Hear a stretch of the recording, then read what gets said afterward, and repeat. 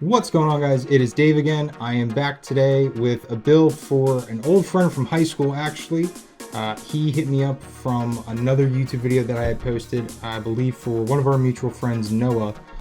And over the last 2 months or so, it's been difficult, but we finally have enough parts to build him a new computer.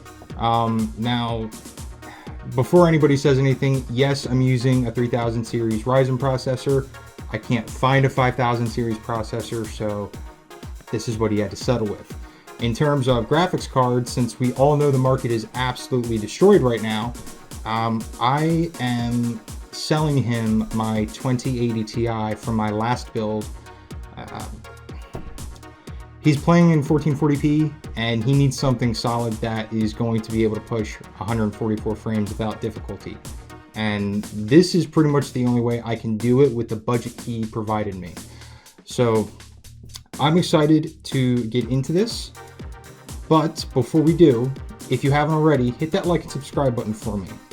With that said, let's build.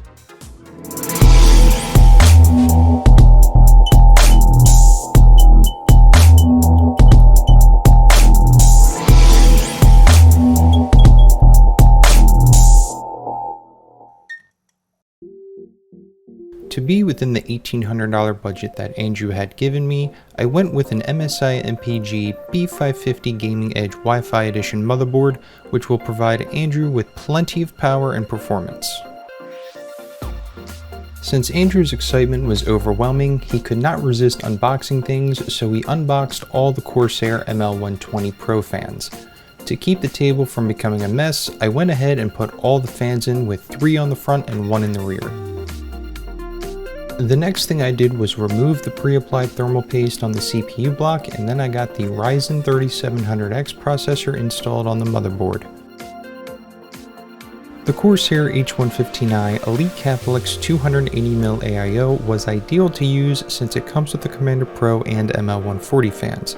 For anyone who wants to go bigger, you could definitely fit a 360mm AIO on the front. Sticking within the budget and the color scheme Andrew is going for, I had him get 16 gigs of red G.Skill Ripjaws V 3200MHz DDR4. Just like every build I do, a little Thermal Grizzly thermal paste on the processor, and then it was time to mount the CPU block on top of the 3700X. Since the GPU market is such a mess right now, I sold my MSI Gaming X Trio 2080 Ti to Andrew, and I have to say that it fills out the case quite nicely. There was a little bit of card sag, so using a trick I learned from Jay at Jay's 2 cents, I had Andrew tilt the card for me and I used a small screw to fill in the gap you see. This is a quick fix that will help card sag, but not the be-all end-all solution. I know not every case has this area open to be able to do this, so please do it at your own discretion. At this point, the last thing to get installed was the 1TB Samsung 860 EVO SSD drive. It is nothing crazy fast, but will work perfectly in Andrew's setup. At this point, I got the power supply in, got everything temporarily wired up, and did a power on test, and the massive grin on Andrew's face after he saw how it looked said it all. So I got all the wiring done and gave Andrew the satisfying pleasure to do the final peel of removing the plastic on the glass panel. And for anyone wondering about if I forgot to flip the rear fan around, don't worry, it got turned around. And at last, we were done.